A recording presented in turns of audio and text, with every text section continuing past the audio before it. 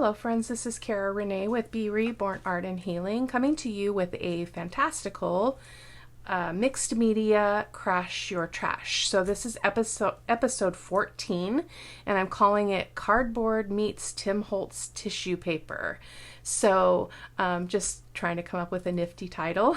I'm going to just introduce you to the supplies I have, and then I'm going to switch over to a voiceover because mixed media tends to be pretty long and lots of drawing time and lots of stuff. So I thought that would be easier today. So I've got my gesso in case I want to use it. I've got my Liquitex matte medium for putting down my tissue paper. I have my crackle paint, which we will be using. That's from Deco Art. So I'm just going to move some of this stuff off to the side here because I'm going to have to lay some freezer paper down to protect my surface. So I've got some paints out. I don't know if I'm going to use these or not because I thought afterwards that I would use some magicals. So this is the Yellow Rose of Texas. These are from Lindy's Stamp Gang. I've got Ponderosa Pines Olive and Mission Bells Brown. So I may not use these. We'll see. But I was kind of picking the gold and silver and then a dark to catch all that beautiful color in the texture that we're going to be creating. I've got some gauze in case I want to back my sentiments or anything like that. I've got some just plain parts of the napkin. This is the one ply that's just the white because I think we might need it. I'm not sure, but we'll see. I've got some stencils in case we want to do some stenciling to catch some texture. I just remembered that means that I probably need to get some texture paste, so I will come back to that. So I picked a few butterflies just in case I want to use them to kind of embellish on here. We've got 3 different pieces going on.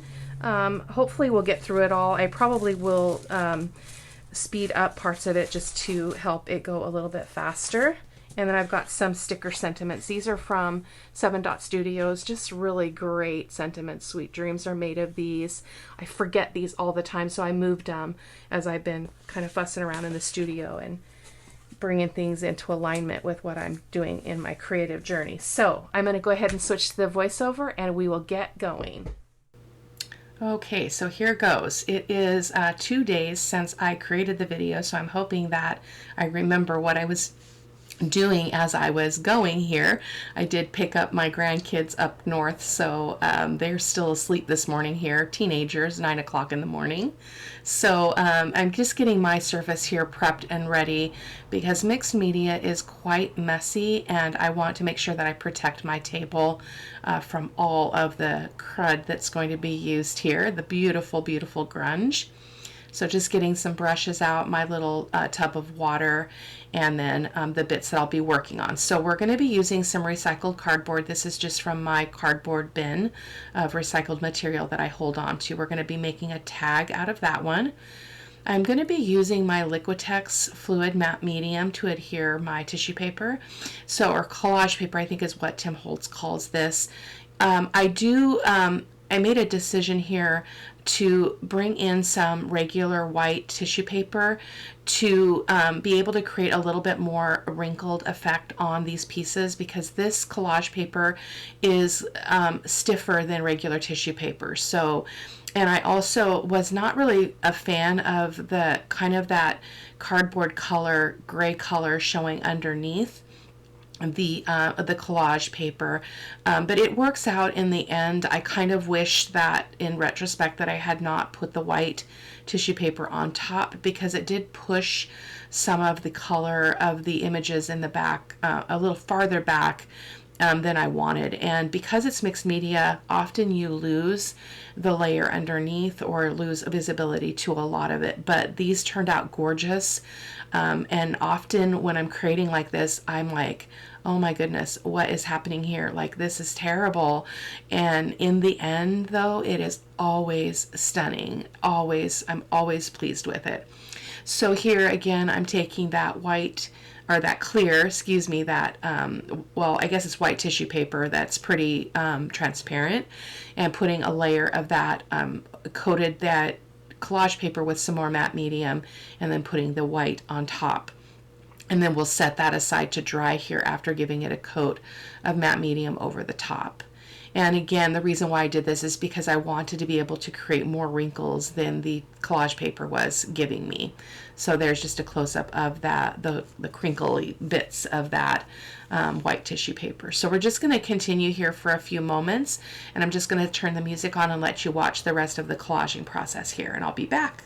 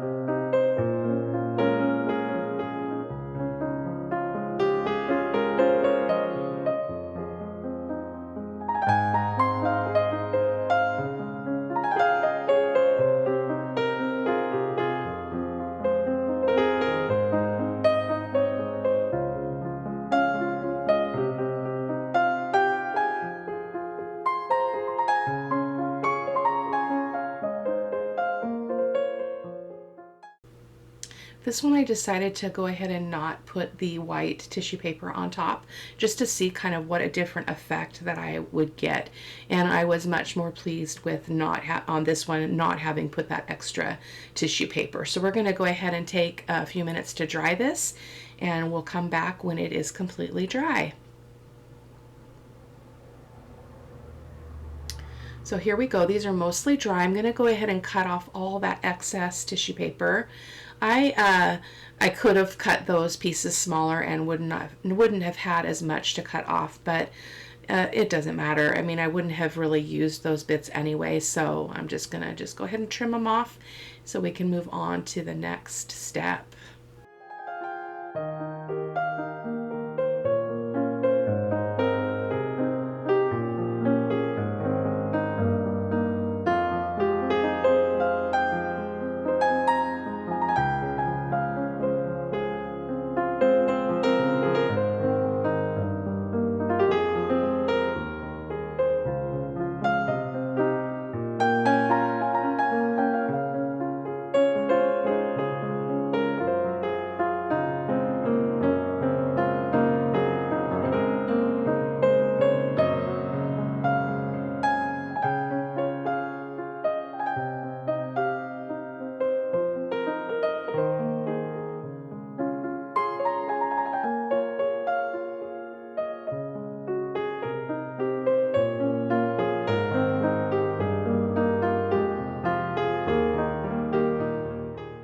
So we're going to go ahead and try these one more time just to make sure that they're nice and set, because when you come in and add more media, you do risk a number of things. So making sure they're dry is really important. So we're going to go ahead and move on to the next step. I'm going to come in with my Deco Art Crackle Paint, one of my favorite mediums to use in mixed media techniques. We've got a really dried layer of the crackle paint on the top, so I'm just peeling that off. I'm going to toss it in the trash. This is one supply that I would highly recommend if you want to try some mixed media techniques. There are other crackle mediums that you can get kind of at the craft store or at the kind of craft paint level that work equally as well as this. I just like this because it creates kind of a white, it creates some white texture as well and then the cracks. The downside is that some of it's hard to colorize when it's dry. Depending on the medium that you're using. In this case, we're using the Lindy's powders, and they act really strange because they're a pigment powder. They're water-based, or they're not permanent, and they kind of have like a shimmer to them, but they also have specks of other colors in them, which are really quite beautiful. But they were a little bit difficult to colorize the white parts of this crackle paint. So I would maybe try a different crackle medium. Again, you can get that from, just your regular craft store, and that would work just fine as well. But I'm going to go ahead and just let you watch as we just continue to apply the crackle paint here, just in various places. I'm not covering the whole thing, as you can see. I just really want that grungy texture, and I want the cracks to be quite obvious, and they ended up being quite beautiful. Like, I can't help but use the crackle paint. It's one of my main go-to mixed media supplies. So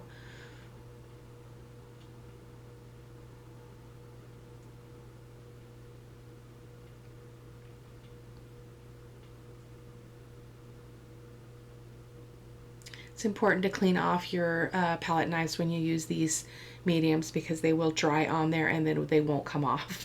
So we're going to go ahead and take some time to dry these really quick, and then we'll be back for the next step. So here we are. They are mostly dry. And so that one's going to be a tag, and then the other two small ones are going to be pockets. So I'm going to come in with some modeling paste. This is from the Crafter's Workshop, and usually I will do the texture paste first before I do crackle, oftentimes, but it worked out just fine. And I know that I'm going to be stenciling over some of that crackle paint, but that just helps to blend in the two different kinds of mediums that we're using, the crackle paint and the texture paste. So we're going to use a different stencil for each of these cards, and I'm just going to sporadically spread out the stenciling just here and there, just so it's represented, and again covering over some of the crackle paint, but also putting the texture paste in places where there is no texture currently on the piece. So I'm going to go ahead and just set this to music and let you watch for a few minutes.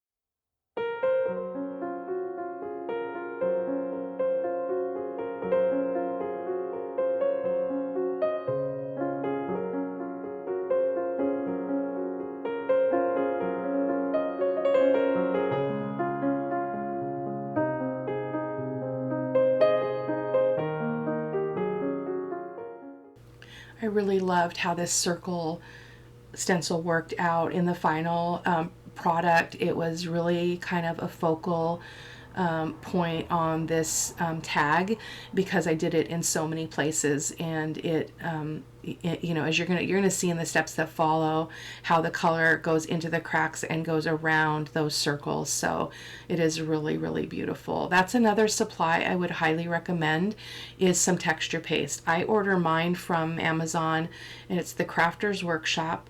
And it is it's around $10 for the tub of it, and it lasts for a good while. So as long as you seal it well and you don't let it dry out. So we're just coming in with a different stencil on this one, kind of a demask, or kind of, I don't know what they really call that. These are all Tim Holtz stencils, or Ranger stencils. So as you can see, even already we're losing a lot of the images of that collage paper, but as I've mentioned before, anytime we do mixed media, that is the risk that you take, because you just kind of go to town on the texture and you lose some of the layers underneath. But that is part of the beauty of it. It's very mysterious, and that's one of the reasons why I love it so much. And I talk often about how layers and especially textured layers tell a story. That everything in art tells a story for me, and the story that the layers tell me is that not everything is as you imagine or as you even see it with your own eyes. There's layers underneath that tell a different part of your story, not only in art but in our lives, right? So we don't let the world see all of our layers underneath. We just let them see the top layers, right? But there's story, and there's beauty, and there's pain, and there's joy and celebration, and there's all of those things that are in the underneath layers, which is, again, that's why I was drawn to mixed media and why I revert to it, especially when I'm in a place where I'm having trouble processing life, or I'm struggling with concepts or struggling with ideas. And it always centers me and reminds me of what's really important. So we're going to go ahead and dry these very, very well, and we'll be back. There we go. So here, I'm sorry that's going a little bit fast. You'll be able to see more of the cracks as we move along, but there is a lot of cracking, and there's a lot of beautiful texture as that texture paste and the crackle paint kind of intermix there, which is really, really beautiful. So now we're going to start in with the Lindy's Magicals. This is the Yellow Rose of Texas. I started by putting it in this little cup. Didn't work out very well because I got way too much powder and then I got way too much water. And so you're going to see kind of how I work around that kind of as we move through this. This part gets a little bit messy and can be hard to follow just because it's very intuitive, and it's kind of hard to describe how you know when something is working and when it's not. And so I'll try to explain as best I can as we continue to do the voiceover here so that you get a good understanding of what's going on. So I'm just applying that watered down Yellow Rose of Texas onto the texture of this rose card. And you're going to see me coming in with some other colors, which I'll define as we move along. And this is the point where I was discovering that the yellow was really light and not really giving me the result I wanted. So I thought I'm going to go ahead and move on to the green.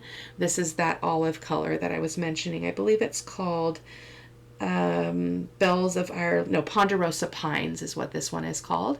So this one is where we really started to see the effect of this kind of liquid color going into all those textures around those honeycomb kinds of shapes or octagon shapes that we used in that stencil. So I'm going to let you watch just for a few minutes, and I will introduce the next color when we get there.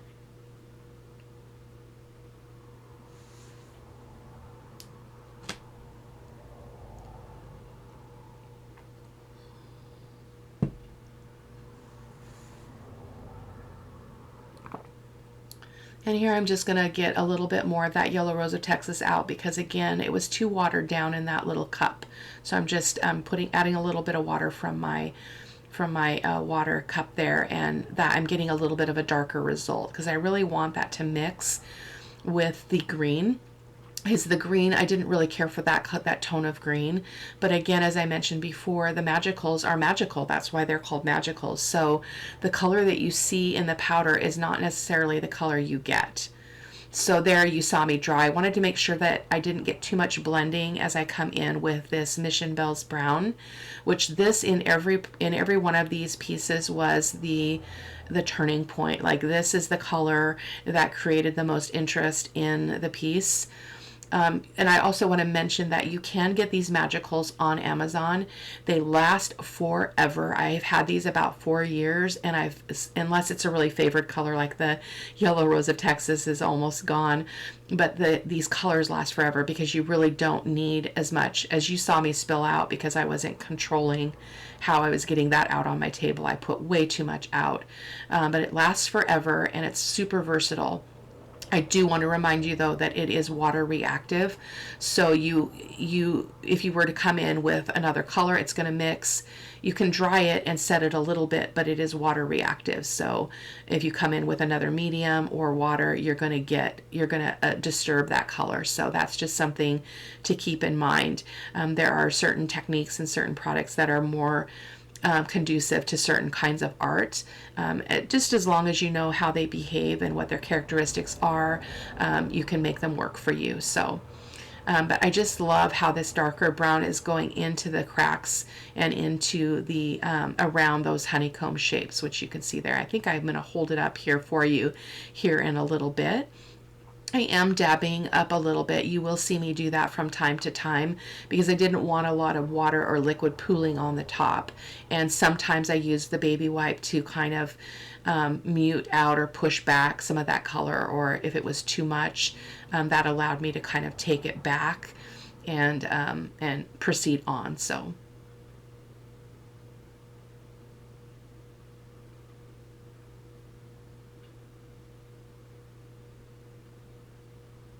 Just coming in with a little bit more of that mission brown now that we don't have a lot of water sitting on the surface. It is obviously quite wet still because we have not dried it, but there you can see I can be a little bit more precise with my tiny brush to get that darker color to go into all of the edges there.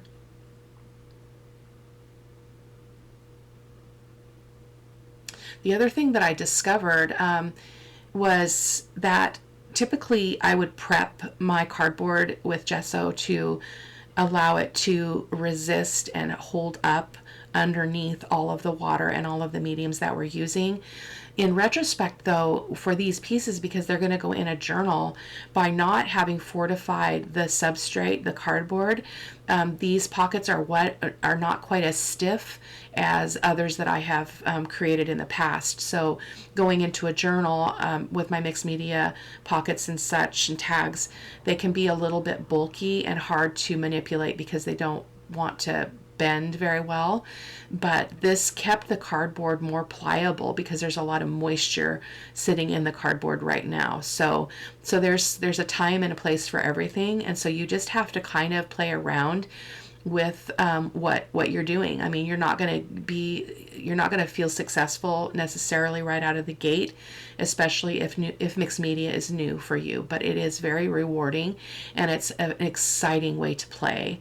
So here I'm going to just show you a close-up of this card. It's just, look at the color, look at, oh my goodness, the pictures at the end are phenomenal. So I hope that you'll stay to the end and check out the images that I posted because they are just amazing. So here because this is kind of a black and white, which I don't really do black and white very well, was a little bit challenging for me to think about what I wanted to come in with. And I can't say the name of this paint. It is a golden fluid acrylic, Micacus. It's Micaceous iron oxide. So it's got like this chrome feel, but it's got some sparkle to it. And it is absolutely beautiful. So I ended up, as you're going to see here, I ended up putting it everywhere on this tag. And we do cut the corners for the tab here in a little bit. But this one did go a little bit sideways, as you're going to see, because I added some crimson into the piece because I thought it would be really complementary to this kind of gray silver color. But I didn't like it because it looked like somebody bled all over the piece, and I that's not pleasant for me, and probably not for you either. But I don't cut any of that out. I want you guys to see how you can resolve things that you don't like.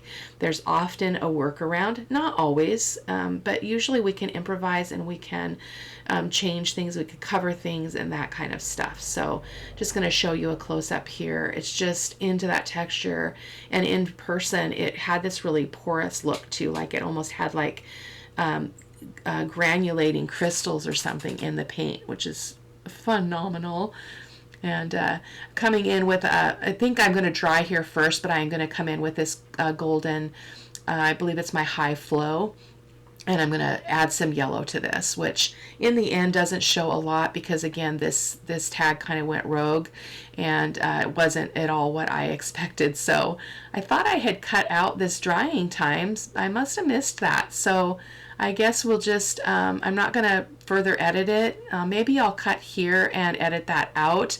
Sorry, guys.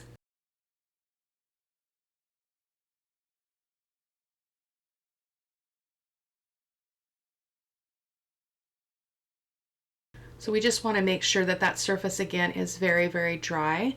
And here's a close-up of that beautiful texture. You can see a little bit of the images in the tissue paper underneath all of that texture. So yeah, so again, it's really important to make sure everything is nice and dry. So now I'm going to come in with some of my iridescent gold fine in the golden fluid acrylic, and I'm just putting some on my finger and kind of tapping it off so I don't get too much. And I'm just going to go over all that raised texture. This gold catches on all the wrinkles of the tissue paper underneath. So really, really cool. So I just heard the creaky door outside of my studio where it looks like the grandkids are getting up or taking a break to the bathroom. I don't know if they're going to be up for the morning, but I need to get this going because it's going to be a crazy busy week, and I want to make sure that I can keep getting the content out. I recorded it, but then I didn't have time to come in and do the voiceover. So again, just finishing up with that gold paint. This was a really great addition to this tag. I can't really overstate it enough. Look at the photos at the end because it is not nothing you would have imagined this looking like. So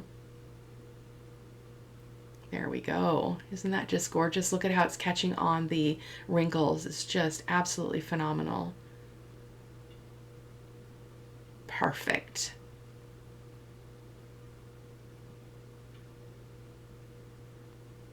So this is where I come in with the quinacridone crimson. It's really, really, it's a bloody red. I just can't, there's no two ways about it.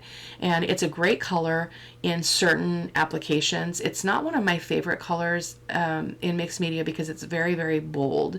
And as I mentioned, it looked like somebody bled all over my tag. And that doesn't set very well with me, but I'll show you how I fix that. When we get there, I'll explain what I did. Which is a great little trick for removing a layer or removing parts of a layer of paint that you don't like or that you want to kind of push back that color, because the technique that I used to do that, it just lightened that crimson. It didn't completely remove that tinge of red or pink that that ended up really being a positive add for this project. So just cutting my tag edges there so that I can continue. I had forgotten that I wanted this to be a tag shape, so we're taking care of that now.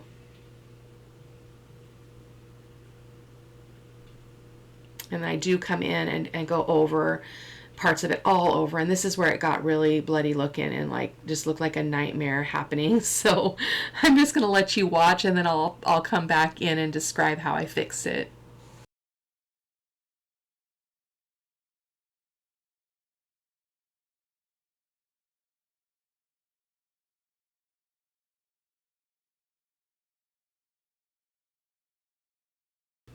There's, I was like, no, no, no, no, I can't have that.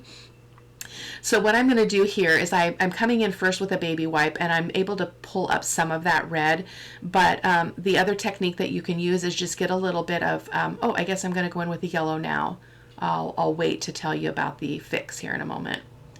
I don't think I really cared for the yellow either. I think it's shown through in the final product a little bit more than I remember as I was doing this, but just using my baby wipe to kind of get a little bit of that color here and there, and then again using a baby wipe to kind of soften that and dab it up.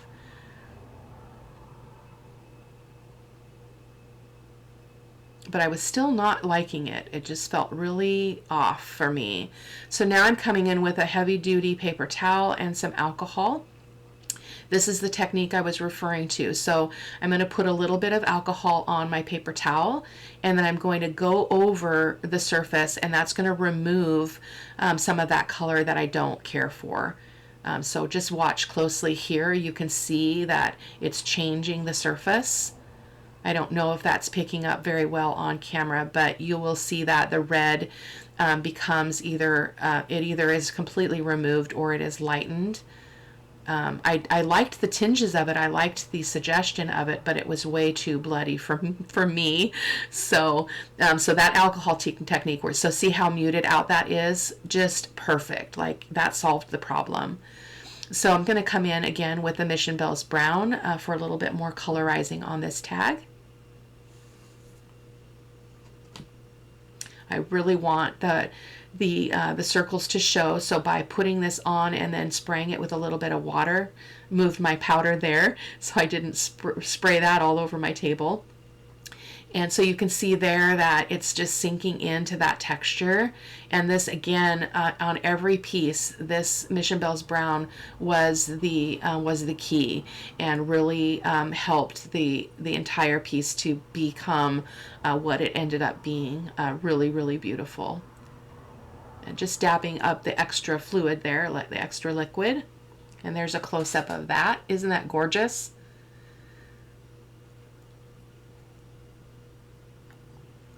Dry that as well. And so now I'm going to come in with the gold. I can't quite remember, again, this was a couple of days ago. I can't quite remember if I ended up liking this, but I guess we'll all find out in the end. I think I did, but again, we'll find out. Short-term memory loss is a real thing. And it's a problem for me. So there's a close-up, just a little bit of gold there added. So we're going to come back to the rose card here and do a little bit more work on it. So I'm got my hole punch out, my circle punch rather, and just going to cut my little pocket pull there.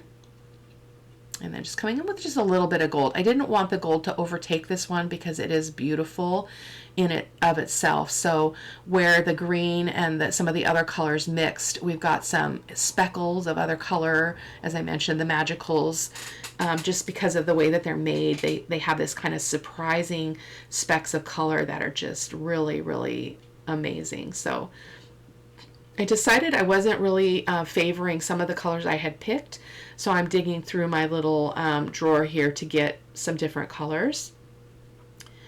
I do go back to the Mission Bells Brown, but I think I pulled another green, the Bells of Ireland green, and I liked that better. And then this one is the Red Hot Poker Orange. And this piece also went a little bit rogue. It didn't... oh, that was a lot of powder. I started with this hot poker orange in the beginning here, and I did not like it. So I'm going to go ahead and let you watch this one as well and let you see kind of how I go back and forth. So I'm going to be introducing the Mission Bells Brown again. I'm going to be bringing in the poker orange and then the new green. But I'm going to go ahead and set this part to music because I don't think I can really describe it to you in a way that's going to make sense. Watching it, just watch what happens, and I think it will make sense. Hopefully. This one was a little bit tricky. I had a really hard time getting this one to look the way that I wanted to. So I'm going to go ahead and let you watch.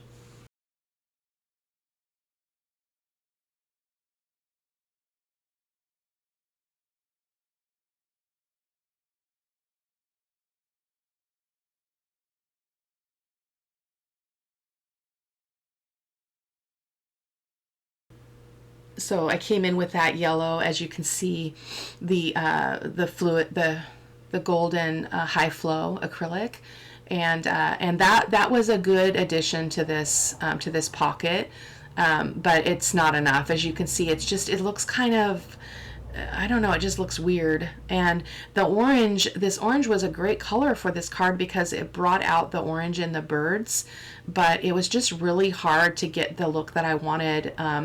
In the end, I did get that and through the layers, but it was tricky.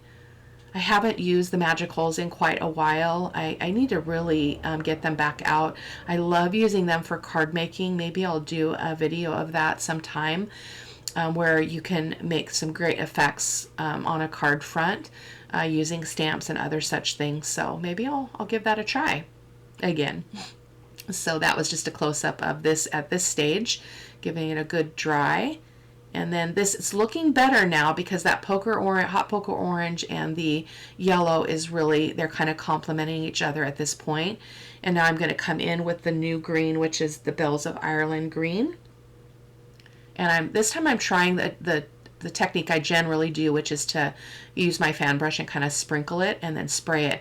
So this color was phenomenal. It had kind of a turquoise, almost a turquoise or a jade color that was really shimmery, almost metallic looking. And this one reminded me of something that would be so beautiful in a fairy journal. So I will definitely be making a note of this color for the fairy journal, because it's going to be, my fairy journal will be a full-size journal that will be very mixed media-ish. So there's just a little bit of a close-up. I do show that again here in a little bit. A little bit more of that green.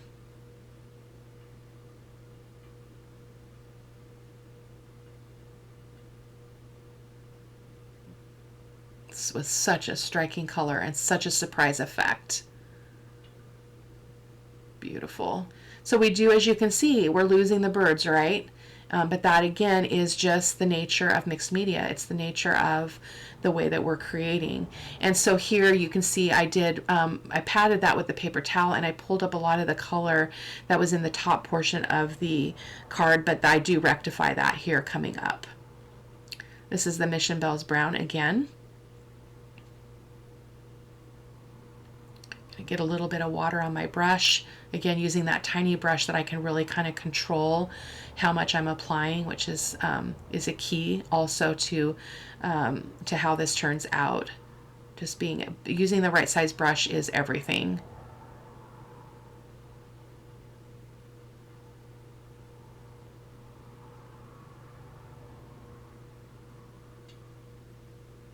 Just going around all the sides with the Mission Bells Brown because I really wanted that same effect that I was getting on the other cards, where that brown was really the kind of the distinguishing color in terms of getting a darker color into the cracks of the texture that we created.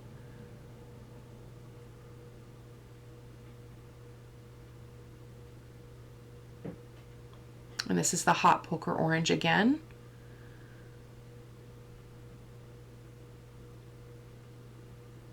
Really beautiful.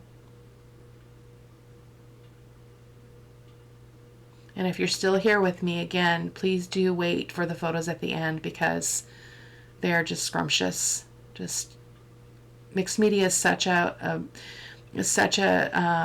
difficult thing to predict. But in the end, I almost, oh, look at the close-up there. I almost never, I mean, I always love how it ends up because it's such a surprise. So mixed media can be tricky if you really like to control how your project is unfolding. Mixed media, you have to let go of some of that control, and you have to let go of parts of the project that you really love in order to get to the end. Which is often, again, a different result than you might have expected. Sometimes it's better. Often it's better. So another dry there.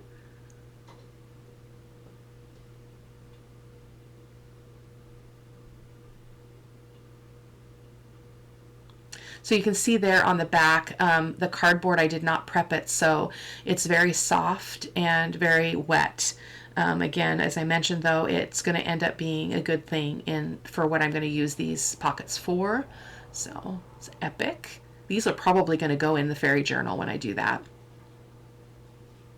And here's just another close-up. So you can see that kind of turquoise color in there. Shimmer, kind of a jade almost. Really beautiful. And then there's the close-up of that one. So guys, I hope that you enjoyed the video. Give it a thumbs up, subscribe if you love the content, and I will see you in the next video. Thanks. Bye-bye.